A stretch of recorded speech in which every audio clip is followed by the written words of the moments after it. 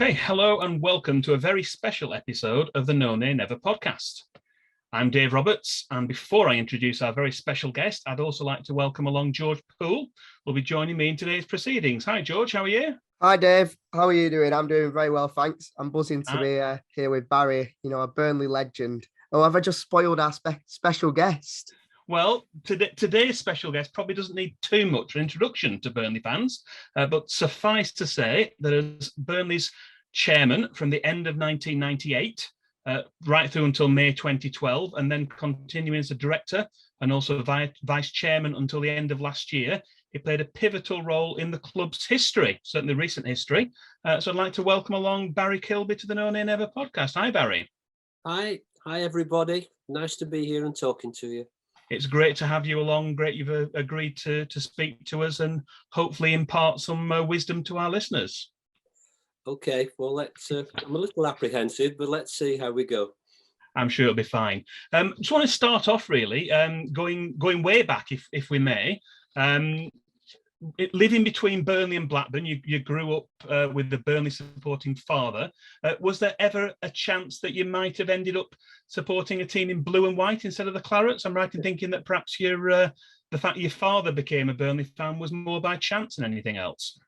Well, there is the story that he told me back in about 1934.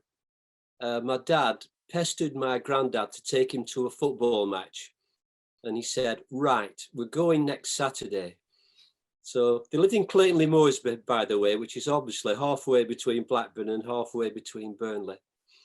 And he said, right, we're going next Saturday. And it just so happened that Burnley were at home that Saturday. And so they got on the bus and went and watched Burnley. And my dad was there forever. I have often wondered if it had been the week before or the week after, what would have happened there. But thank the Almighty, it was Burnley, and then my dad was hooked, and Burnley's been in the family ever since. Yeah, let's not contemplate that. I think Burnley fans are very happy the way it did pan out in the end, although these things can be down to luck, can't they? Can you actually remember the first Burnley match your dad took you to? I mean, obviously, you were going from quite a young age, weren't you? Yes, I was. Oh, that's a real one. I can't give you some exact. I was going roughly, I'd say about 1958. 59. Right. I do remember the championship season, and I went to some with my dad there. I'm sorry I can't give you a specific. I very much remember when they went to Manchester City and won the title. That I couldn't go to Main Road to the game, but they were coming back on the coach afterwards to the club and being there waiting for my dad to come back.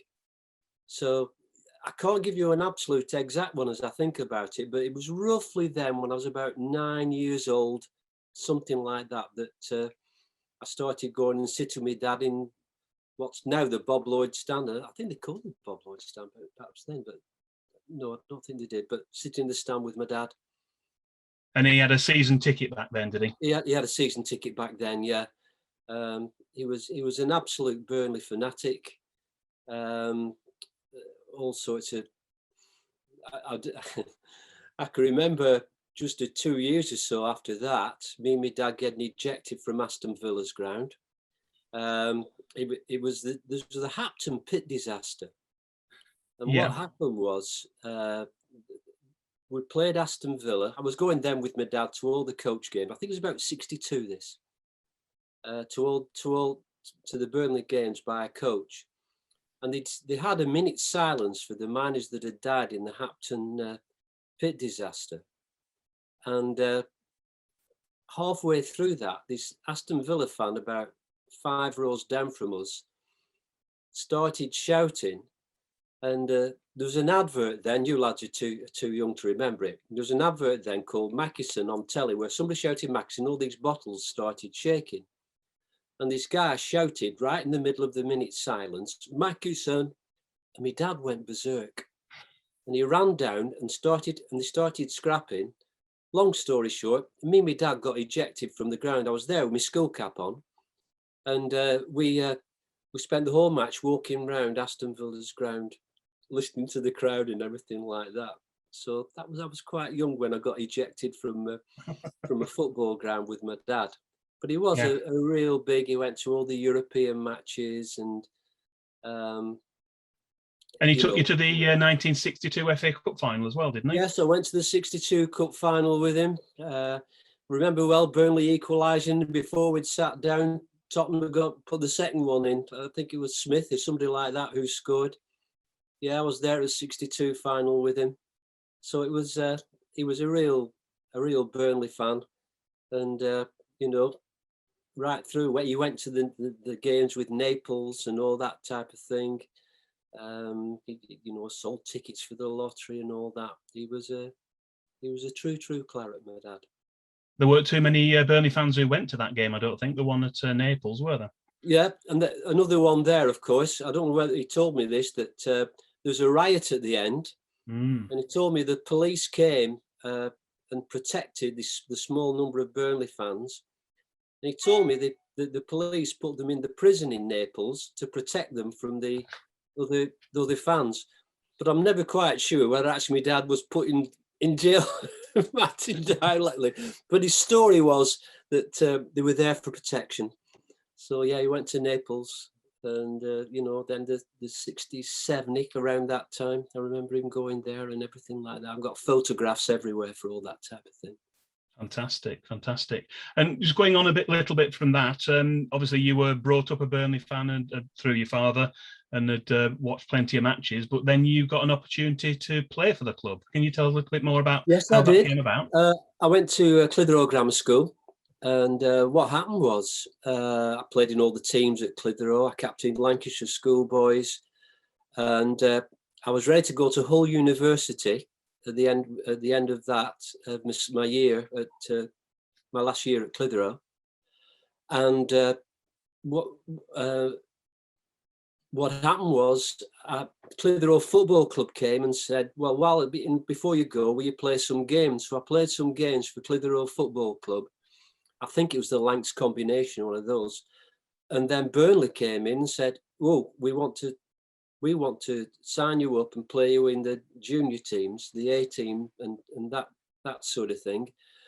And it was too big a temptation. So I didn't go to Hull University. So I went to play to Burnley, for Burnley. My usual tagline for this one is now, I signed alongside with Martin Dobson, and he went on to play for England, and I went on to play for Padiham. So, you know, that's what happened. They let me go after a year.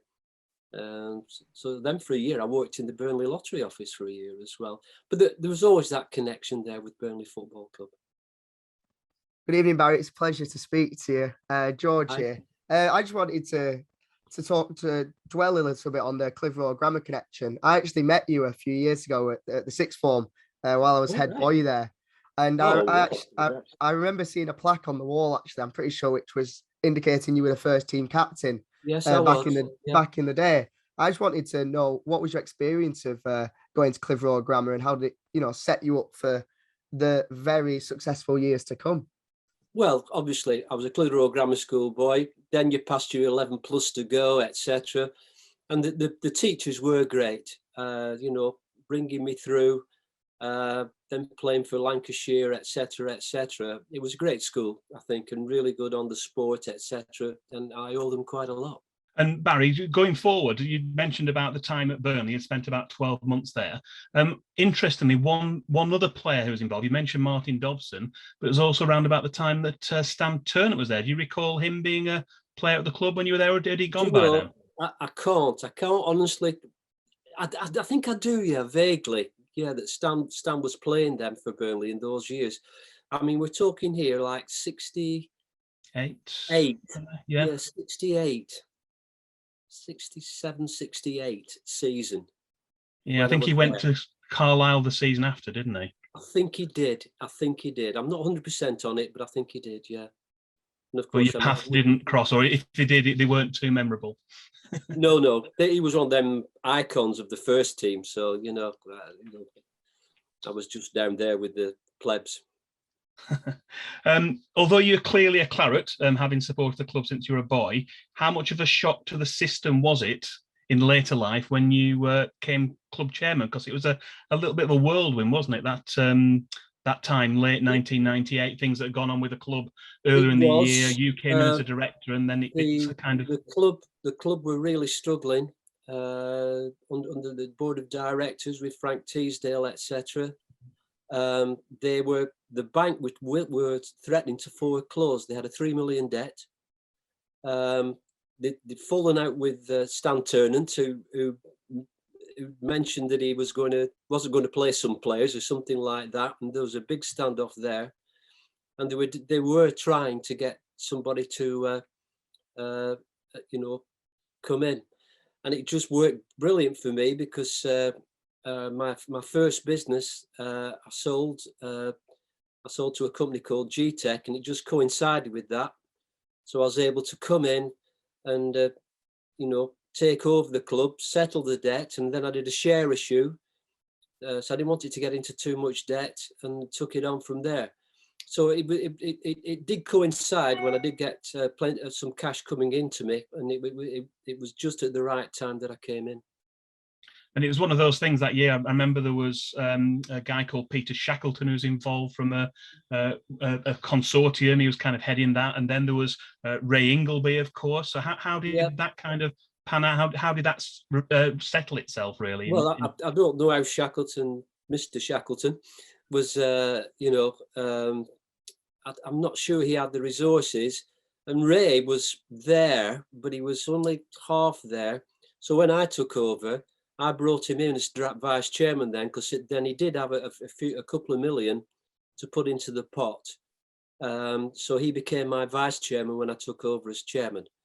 And he was happy to play second fiddle to you, was he? Well, he didn't quite have enough money, and it wasn't quite as high up on his. I was passionate. Ray, it was like he was looking to buy a club, and get into a club. But I persuaded him to come on, come with us, and you can be my vice chairman, and that's how it worked. Because I think he was from St. Anne's originally. He'd been over in America and worked over there. He'd been over America. That's where he made quite a bit of money. Came back, but yeah, he was a person from St. Anne's.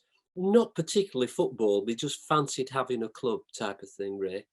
But don't get me wrong, he was a very good number 2 for me, was Ray. And he had some things like, he was the one that brought Ian Wright to the club a little bit down the line. It was his contacts that did it. Some things like that he was excellent at. So I guess in terms that you were the spearhead, you were the chairman for a long time, but it was a team effort. There was a group of directors. Yes, Clive Holt, who'd been in the club a long time. I tried to get people to invest. I did the share issue, and then I built the directors. I had about 8 new directors, John Turkington, come on, Barry. There were about 8 of us at the end of the day.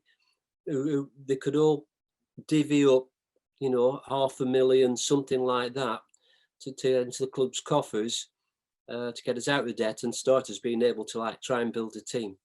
So that went very well actually but they were all, I think they were all Burnley people who had, who did identify with the club, and local businessmen, very basically.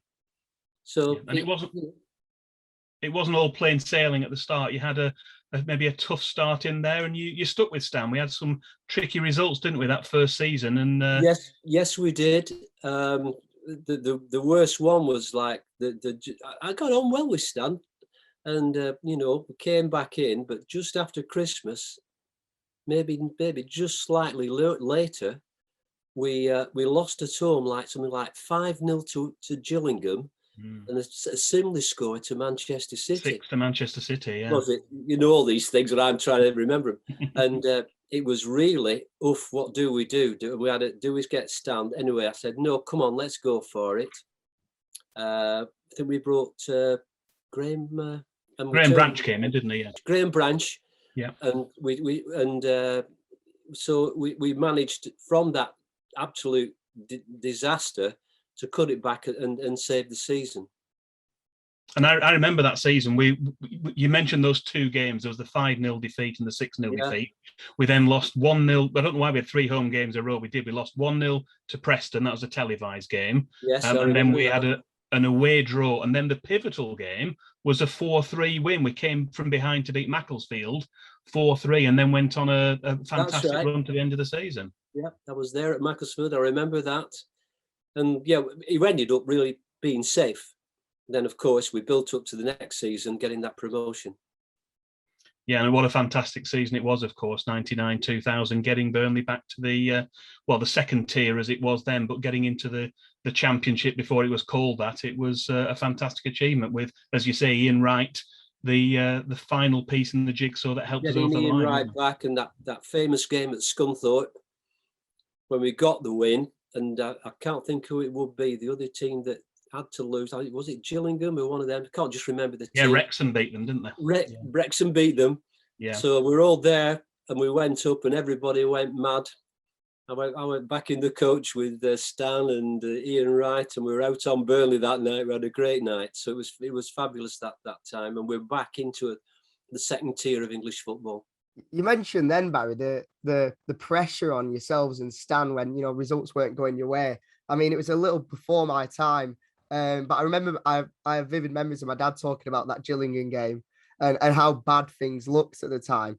Was there any, when you sort of broached the idea to your family about taking over as chairman in 1998, was there any trepidation on behalf of within your family about the possibility of taking over a club that obviously you've loved since you were a boy? I remember Bob Lord used to, I've heard down the line, obviously, that Bob Lord felt he had the weight of the whole town on his shoulders as while he was chairman. So was there any trepidation from yourself or your family before taking over? Or was it such a whirlwind that you didn't really have time to consider? I think so. Sonia, my wife's the boss, but on this one, I'm sorry, this was it. It was a fabulous opportunity, and I was going to do it and go for it. And if I lost my money, I lost my money. Once it took a hold and everything, that was it. And it was brilliant just to pick it up and go.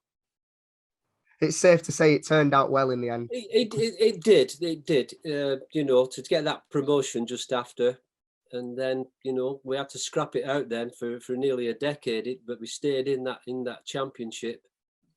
We had our challenges in that time as well, Barry, didn't we, with the ITV Digital? ITV Digital was a real blow to us. I often got people used to laugh a bit at me on it, but I used to have my saying that I'll never bet the ranch. Yeah, and that's how I've always run Burnley.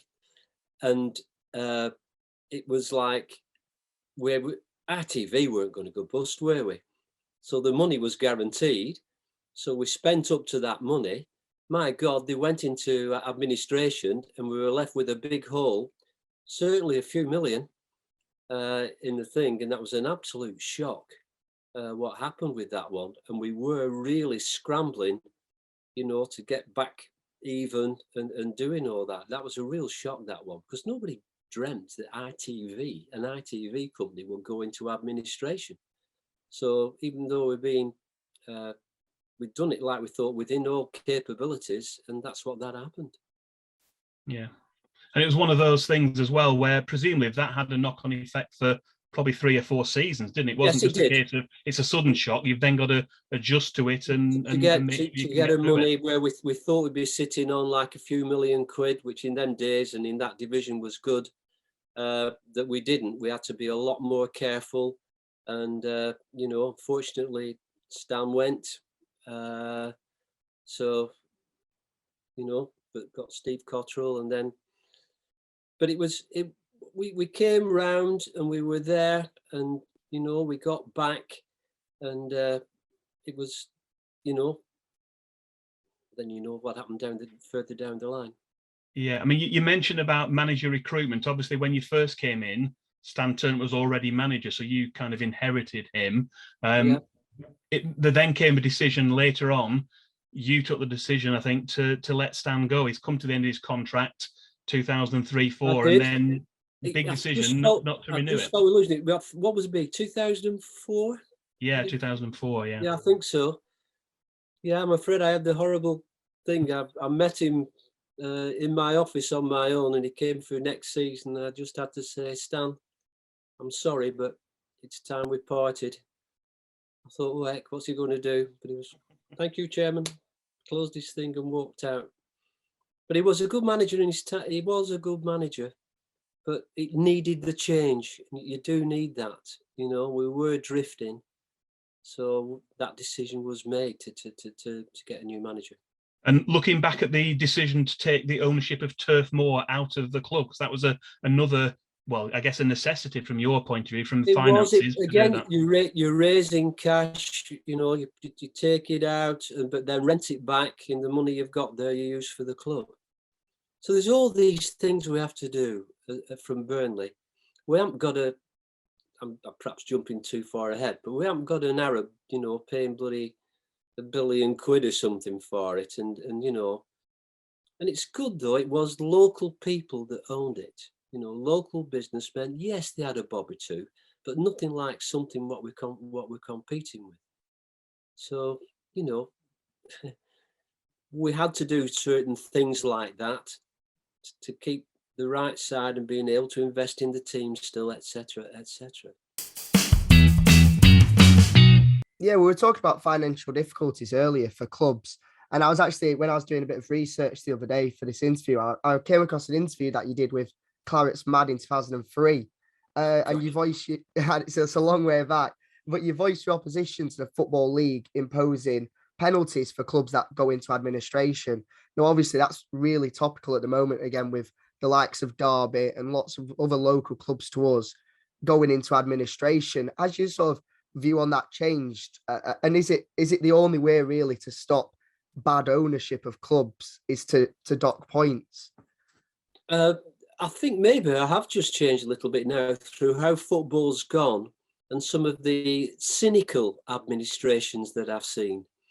You know, a genuine administration, it can be something like, not particularly, maybe is bad, but not absolutely thought of. Hey, we'll drop our debts, lads, and you know we'll carry on, and you know, and then we can come back and spend a bit more money and improve. We'll dump our debts. That is very cynical, and perhaps that does mean there should be points as well, that they can't just dump the debts and get new owner in and then they carry on from where they are. Perhaps that has changed, in my opinion, because of the cynical way that it's been used. And it's interesting to compare it, jumping ahead before we go back to your time at Burnley. When we look at the Super League that was obviously proposed last year, and you look at that now and you think, to my eyes, them 6 clubs in the Premier League just got off scot-free.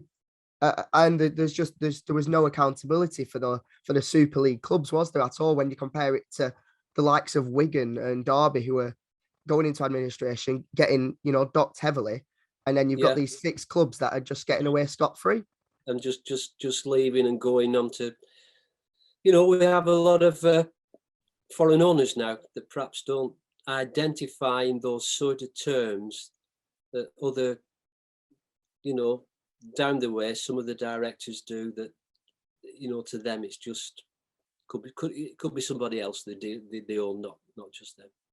And there are big differences in terms of the owners. Times have changed now. I mean, the sort of money you had to buy Burnley weren't a championship club. We were a 3rd tier club at that time. You couldn't dream of doing that these days with the way that football finance have gone, could you? No, absolutely not. So there has been these big changes, and we're still scrapping away, you know, trying to come up against these absolute mega, you know, this one at Newcastle at the moment. I mean, they're just going to pump bloody millions upon millions in, aren't they? And you think, you know, it's going to become absolutely the top of the Premier. It's going to become absolutely just a club in itself, I think, and very hard for anybody to even get anywhere near that. Now we're scrapping away now to stay in that league and hopefully keep where we are. Maybe sometimes upsetting their apple cart. Do you think that the new takeover of Newcastle, will that create a lot of additional pressure on clubs like us towards the bottom of the league? Not just in that Newcastle themselves will improve, but the whole knock-on effects of transfer fees, contracts, wages. Will that create a lot of pressure on clubs like us? They will obviously go through the roof, won't they? They'll be signing massive contracts and that we can't even think of. But not that we really were in some of their leagues then. Our players' wage bill at the moment's about 80 million. I think there's one or two single players in their companies that will get that. So we're always going to have to be, got to run it properly and work within those sort of constraints, where some of these with the massive, Arabs behind them and loans and everything, they're just through the roof in a different planet than we are. Yeah, I mean, we are jumping ahead slightly from what we want to go through, but it's okay. It's relevant at this point, I think, in terms of how did it feel to be in the company of these types of people? Because presumably you're at boardrooms, you've been in boardrooms at away grounds, and they've been into the boardroom at Burnley when these other owners come along. I mean, some of them don't bother; they don't bother going to the games, but quite a few of them do. Some of them do, not that many actually. If you're owned by a Saudi Arabian, I keep saying Saudi Arabia, but you know what I mean. They don't really come to that many games. Manchester City, the owner there, you don't really see him.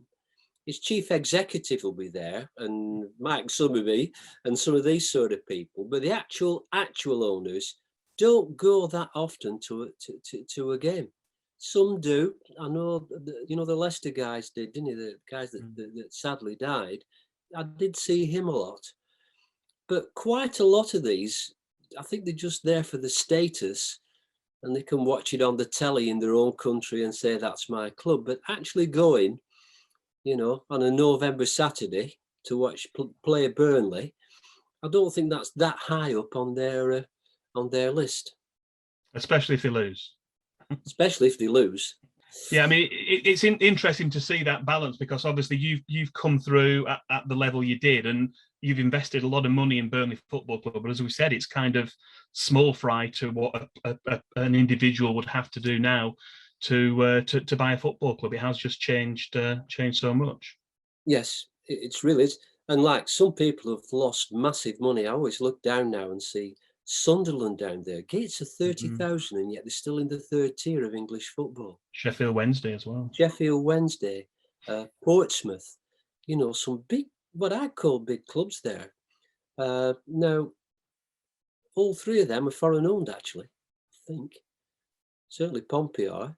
But they're not people that's been like this Saudi. They haven't pumped billions in. They quite a lot start off thinking it's going to be easy, and then go, whoa, and almost like, they'll keep the shares, but they ain't going to keep chucking money in. They've bought players and thinking it'd be easy, and it's not. It's definitely not.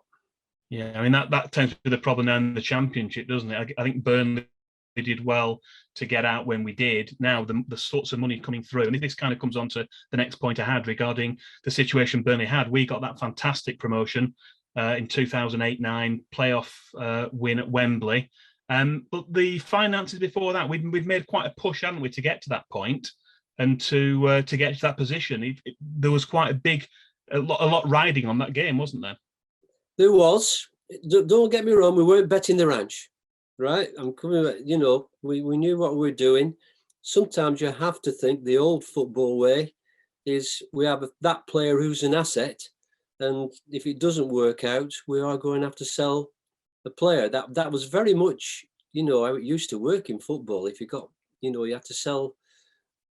Selling players was used so often to break even or cover losses or whatever.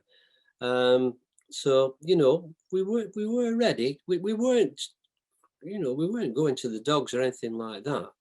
But obviously, it was a massive thing to win it, obviously. And what were your memories of that day, Barry? They were fabulous. That was one of the best days in my life. I've got a photograph here of being, it was, Steve Caldwell and my wife were all hugging each other on the thing. It was a fantastic day.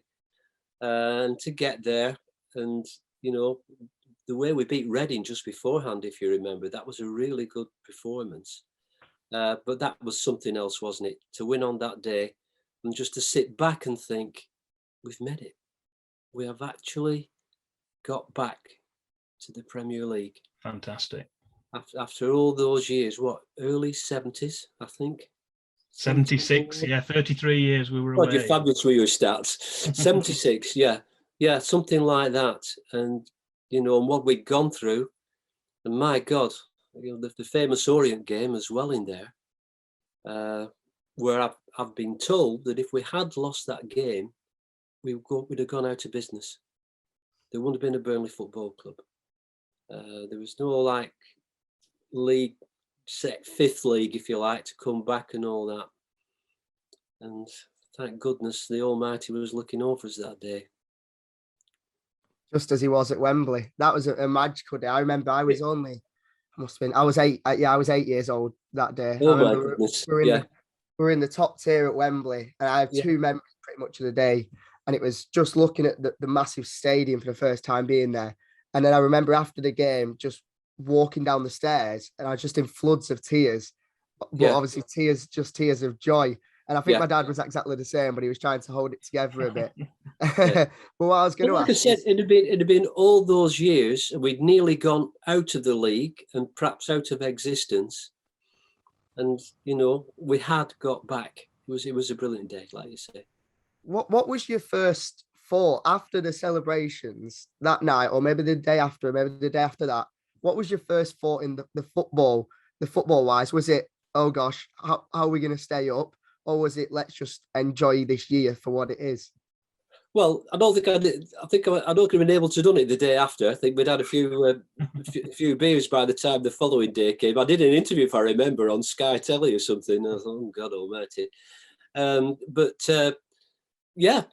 Like everything now, right? We've got to sit down with Mr. Coyle and just say, right, there's this new money coming in. Where are we? What players, etc., like that? We want to stay in this league, and you start building it up again. Because there was some discussion around that time as well about whether he was going to go for Celtic. Straight after winning the playoff final, there was talk of Celtic coming in. He did on the day we won have a phone call with Celtic. No, did he tell us? Did somebody overhear it? I can't just remember on that, but he was speaking to Celtic. But we got him in. Me and Brendan Flood was with me that day, and said, "Oh, look, come on, this is a fabulous opportunity. You know, there's only 2 teams in Scotland. Come on, you can go out and play a Man U's and all these." So that's when, you know, we knew it was with us for half a season.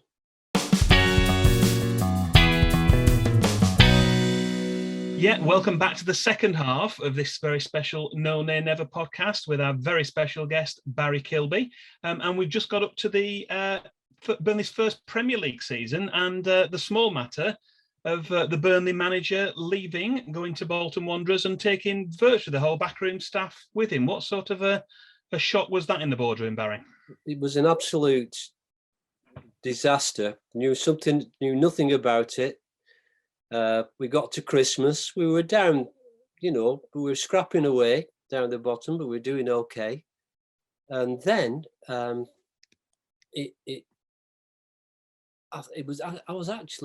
was abroad. I think we were in Switzerland or something. I got the thing that Owen wanted to speak to us, and then it got the famous thing that he'd been speaking to Bolton Wanderers, and he wanted to go. And the famous quote that he did, to a club 10 years ahead of Burnley Football Club. And, you know, it wasn't just that either. It was that he took the whole of the staff with him as well. And that was a real blow. We were, you know, I went and saw and said, come on, you can't do this. No, I'm sorry that, you know, it's something there, right? And then, you know, all the staff, come on, boys. And he took everybody with him. And we were left absolutely blooming well, you know, decimated by that. And I think we had a very decent chance of staying in the division if he had stayed. but he obviously saw this, what he called a bigger club, and that was that. And we lost them, and unfortunately we got relegated at the end of the year. And what sort of challenges were there in there in terms of trying to, obviously we know that Brian Laws came in as manager, but obviously, as you mentioned, there's other staff having to come in as well. How did that pan out? we did the best we can and promoted people, and then Brian brought some of his own people, but we couldn't hold on, and we were down again. And it was really disappointing, really was, and to happen just then, crucially, right in the middle of the season at Christmas time, and no inkling at all,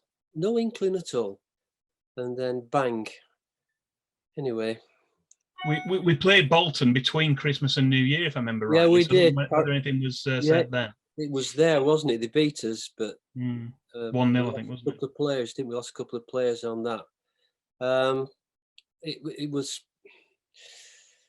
really was to wipe the coaching staff out as well was really something. Right in the middle of the season was really a horrible thing to happen.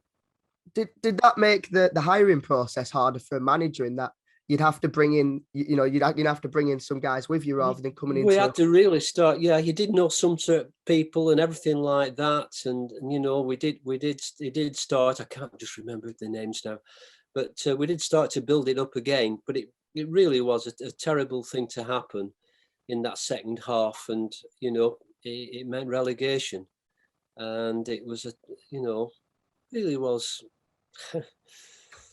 But he obviously thought going to Bolton was the better move in his career. And look who's smiling now. Well, they are 10 years in front of us. I hope not. We've got a worrying time in 2030, haven't we? Yeah, we better start preparing now. I said we've got a worrying time in about 2030, in about 9 years' time. Yeah. All right, then we'll have a think about that one. Yeah. I mean, you mentioned about recruitment. We've mentioned about previous managers. You inherited Stan.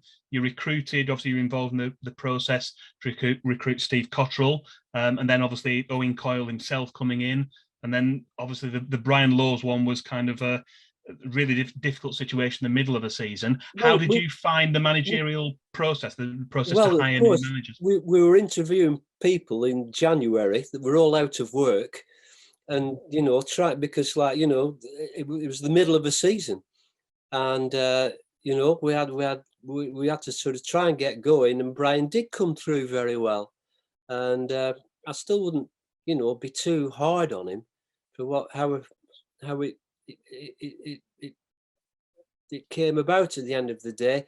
I can't blame him for not staying in the league at the end of that season. We were really scrambling around for everything, but that's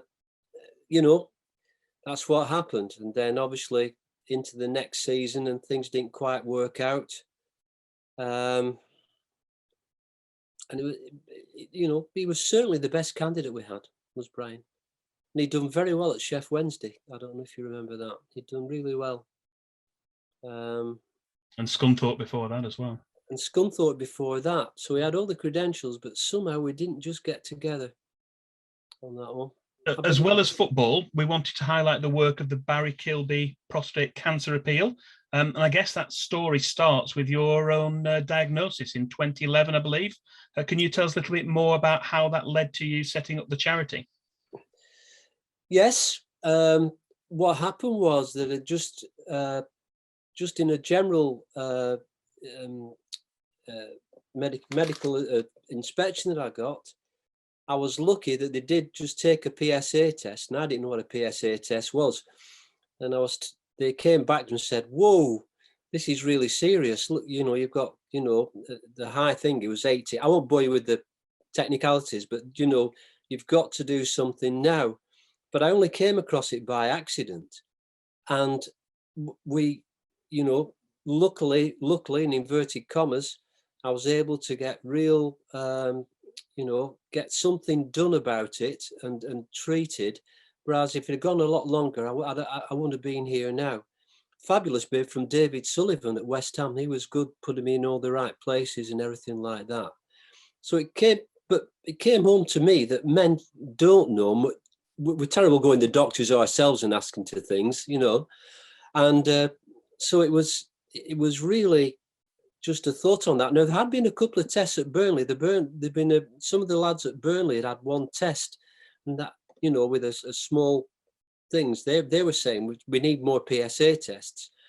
But I thought, no, come on, we've got to go this in a big way. I formed the Barry Kilby prostate cancer appeal and went down that line of, yeah, we'll do it through football clubs. Men will go to a club with their mates and the publicity they can generate, where, you know, because it's something where you don't get the symptoms easily. All right, you might go in for a wee in the night more often than that, but it's often way down the line before you really know there's something wrong. But if you can get it tested early and get people will come out to the football game and get the publicity and go with their mates to the game, we can do it. So that's the line we've been going down now. And we've certainly saved, I would say, 400 lives, 500 lives. We have Burnley, we've started again with Burnley 2 weeks ago. We had 400 people come down, and I've just got the results back actually. We have what we call red and amber. Red, you're in real trouble. Amber, you're on the cusp. Green, okay, see you next time. And we got 30 of that in, which is about right, between red and green. And now we've got onto them, to the doctors going ahead. I've got Rochdale coming up. I have a big one I've two big ones at Man City and Liverpool. And we raise funds to get this off. We've got to, you know, all our epidermis, all the thing now ready. And luckily we're ready to get back on the road again after being COVID and shutting it down. But it's something I'm very passionate about because, you know, I have my life saved, and it is a killer. There are about 15,000 men die every year of prostate cancer. And like I say, it's not easy to pick up, but the PSA test could be the first indication, and we can do it. And we've saved all, you know, we're going to do it now through football. It's the perfect way, isn't it, really? You know, everyone goes to the football every Saturday, and it's sort of it becomes part of the ritual almost of when you go to Burnley now. It was really great, as I said. We had that 400 to 500 men come up. I was there. My next one's Rochdale. I do Burnley Golf Club as well in between, but you know, we've got them all tied up. Pompey, I've got Portsmouth coming up. So you know, we're back on the road now, and it's a big thing. We have our own lottery that we do. We get donations. I don't know if you know. I've written a short storybook. I don't know if you know about that one. We've both got that, yeah.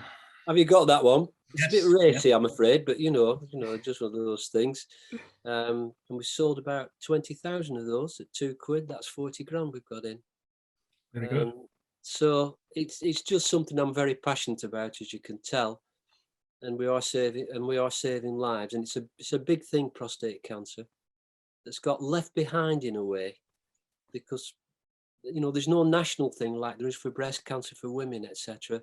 So this football route is we're going down, and as I say, with some real big ones now, Liverpool and Man City coming round, as well as like going to Rochdale and that type of thing. Is there any plans to take it into any other sports, Barry, like cricket or the rugby? I did one. It's not particularly big, but Bob Willis died of prostate cancer, and we did a testing in the summer when they came. What was his county he played for? Worcester? No, Warwickshire. Warwickshire, yeah. Warwickshire against Lancashire. We did a test day then. That's the one we did at cricket, because it was with Bob Willis, and he you know, the way he did die of prostate cancer, and his wife was involved in all that type of thing. But at the moment, football is my you know, big one that we're doing it by, but certainly could do it via cricket as well. Yeah, there's I've plenty got to of raise room to money for expand. everyone. I've got to pay my phlebotomists and all this type of stuff and do all that. So it's you know, we have to raise the money, but things are going okay and we're ready to go again. Yeah, and we encourage our listeners to go and donate if they can do to. Yeah, there to are help- to things. help. It's usually men over 50 that it comes to. But actually, the Burnley one, I was surprised. There was a guy just over 40 that proved positive. That's unusual, and there are various ethnic mixes as well where it can happen more often than in other ones.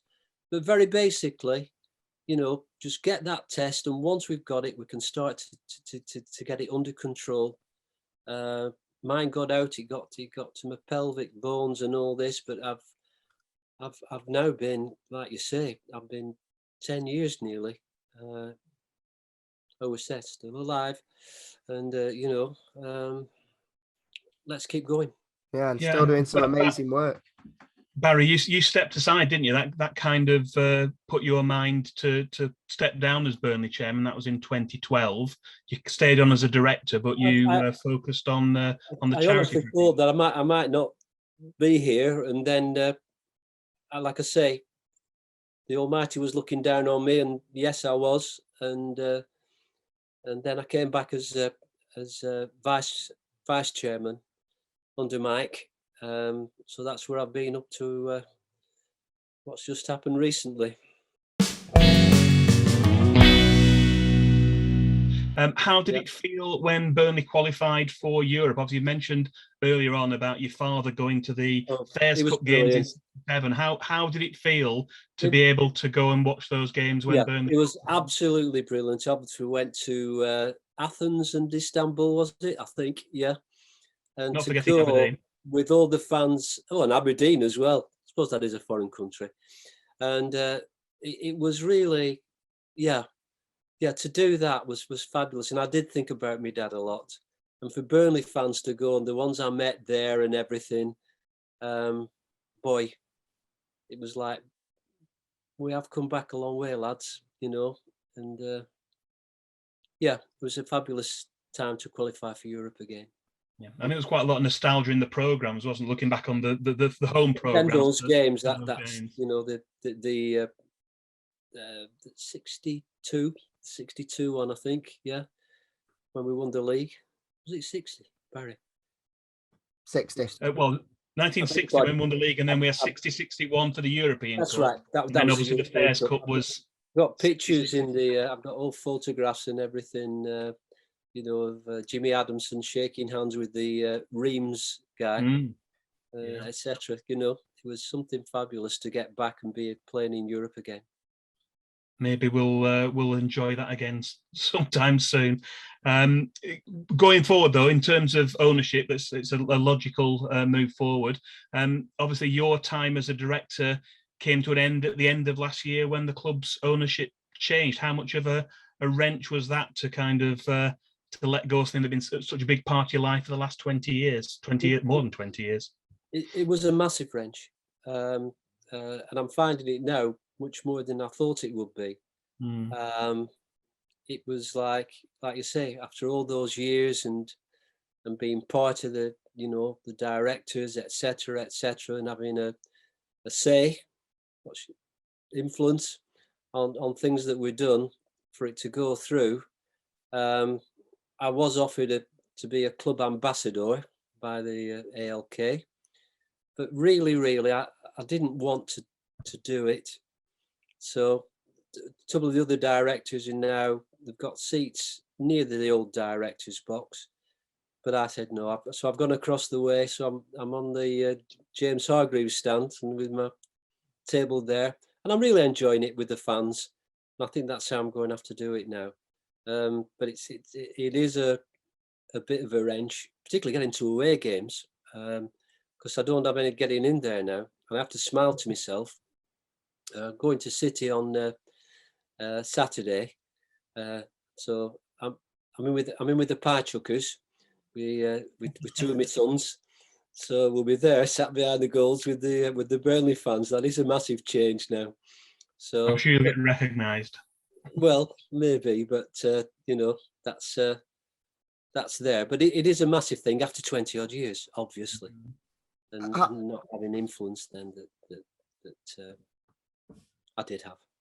How involved during the takeover process were you, Barry, in the talks themselves? I was hardly involved in at all.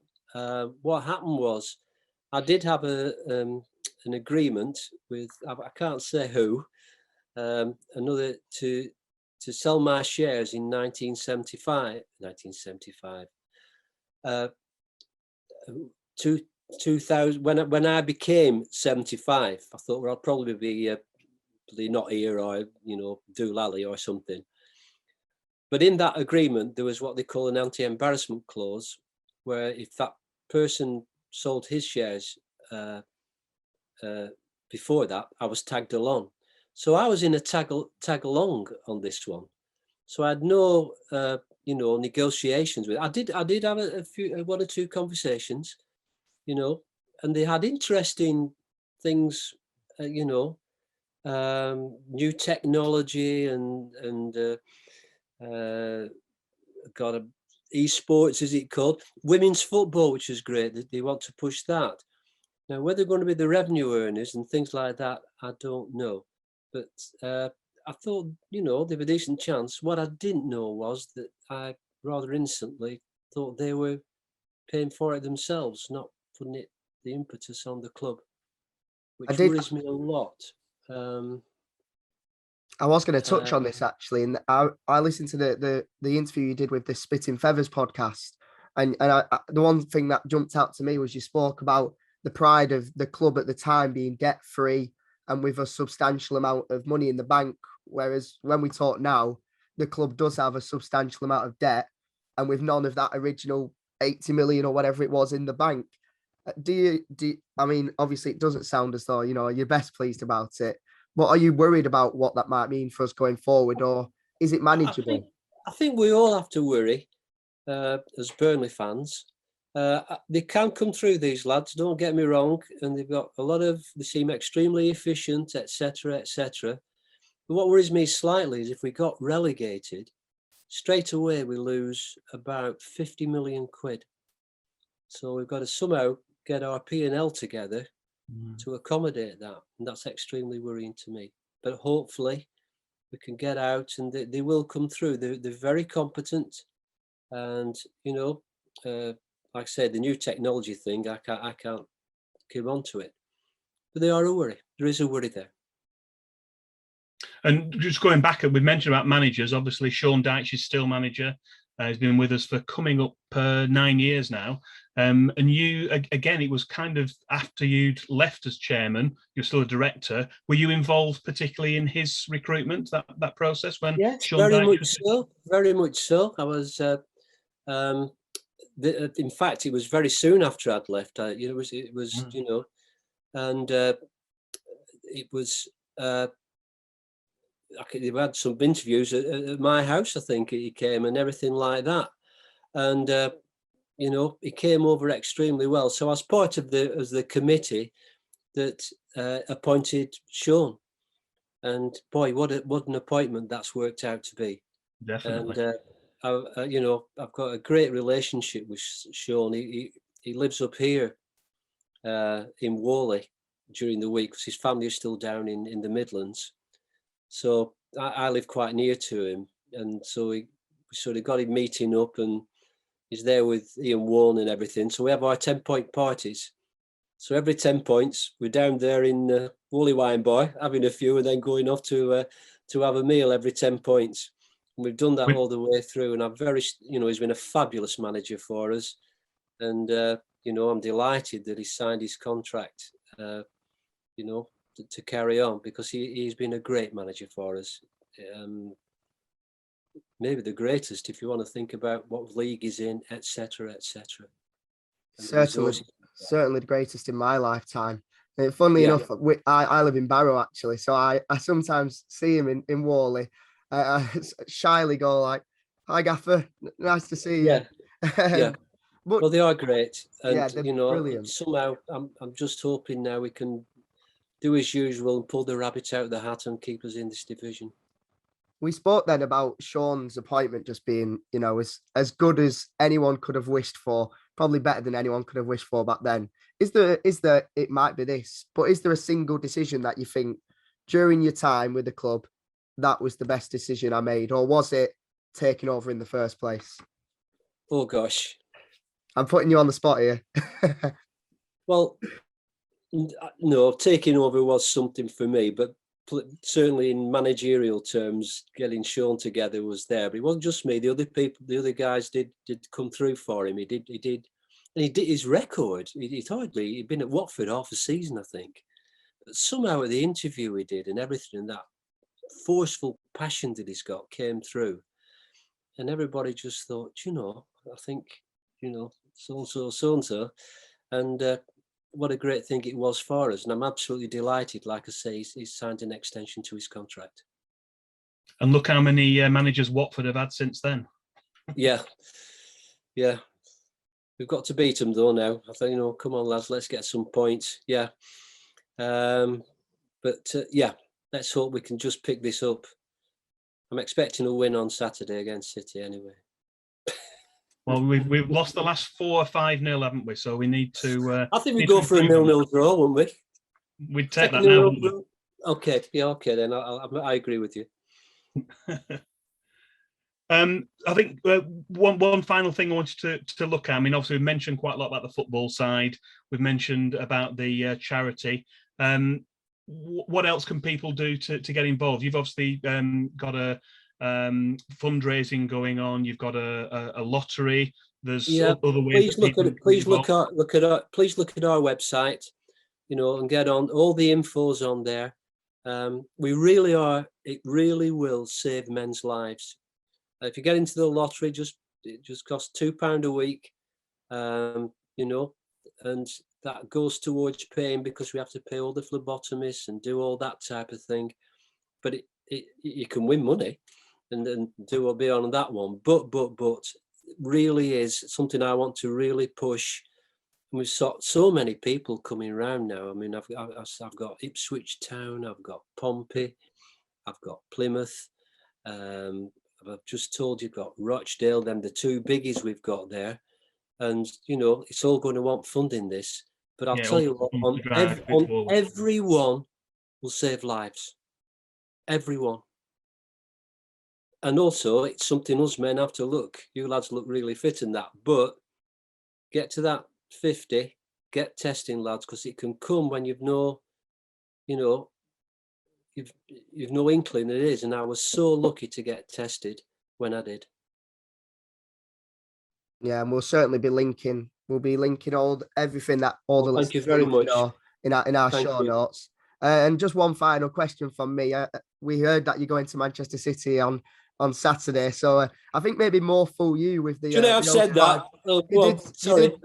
You did commit to it, but I just wondered. Obviously, you grew up in Great Harwood, I believe, and going to Manchester City on Saturday. What with all the success that you achieved, what has kept you in the Northwest rather than heading for sunlit uplands elsewhere? What's kept me in the Northwest with my businesses and everything? It just worked on. By the way, my office was in Blackburn, so I had to put up with all that. It's just one of those things, and it's connected because I told you I worked in the lottery office at Burnley for a year, and that got me into like the scratch cards and all that type of thing. But also my family was into it. My granddad was a bookie on Blackburn Dogs, of all things. But he also had a small printing place where he did that. And it just came through, and we got the skills were there. And then I had a couple of Irish partners, etc. And then I got this big breakthrough through when things like the Sun newspaper, Times came. I invented a game called Portfolio. And then I went on to all sorts of games, and I didn't need to leave, and the talent was all around here, because the Northwest is great for people who's got gaming skills and what a draw is, etc. So there's no way, even though my clients were all the big London newspapers and that type of thing, but then it went massive abroad, and there's no need to leave. And I do love it up here, and my kids and everything. So really, and then there's always Burnley Football Club, isn't there? Yeah. You know, that's there to be there every other Saturday to go and watch. I've got one son that's down in London. He tries to get up whenever he can, but the others are still around here as yet. And like I said, we're there with the pie chuckers on Saturday. Yeah, and we certainly benefited from you staying in the Northwest. Before Dave wraps up, I just want to say thank you, really. Obviously, you took over the club 1998. I was born a couple of years later in 2000. And I think when we went to Athens in 2000, must have been 2018 now, I remember at the end of the game, it must have been at least 20 minutes afterwards, but I think you were standing up in the director's box, and I'm certain it was almost every single of the 1,000 fans that were there were singing "There's One Barry Kilby." And I think that moment just summed it up for me, from 1998 to, you know, really torrid times, all the way through to playing in Europe again under Sean. I mean, you can't wish for much more than that for a small mill town. So before Dave wraps up, I just want to say thank you. Well, thank you very much. I do appreciate that. Thank you. No, it's been a pleasure. Thank you very much, Barry, for your time today and for imparting your wisdom to our listeners. I'm sure there's lots of nuggets in there that they'll have enjoyed listening to. We certainly have. Okay. Well, it's been a pleasure. Thank you. And I might see you on Saturday, yeah? For a win. Fingers crossed. Fingers crossed. Fingers crossed, yeah. No, we said we'd taken a 0 draw, didn't we? Thank you once again to Barry Kilby for agreeing to appear as our guest on this very special episode of the podcast. I'll be back again this Friday with Natalie Bromley to preview that match against Manchester City. So do join us again then. I've been Dave Roberts, and this has been the No Nay Never podcast. Until next time.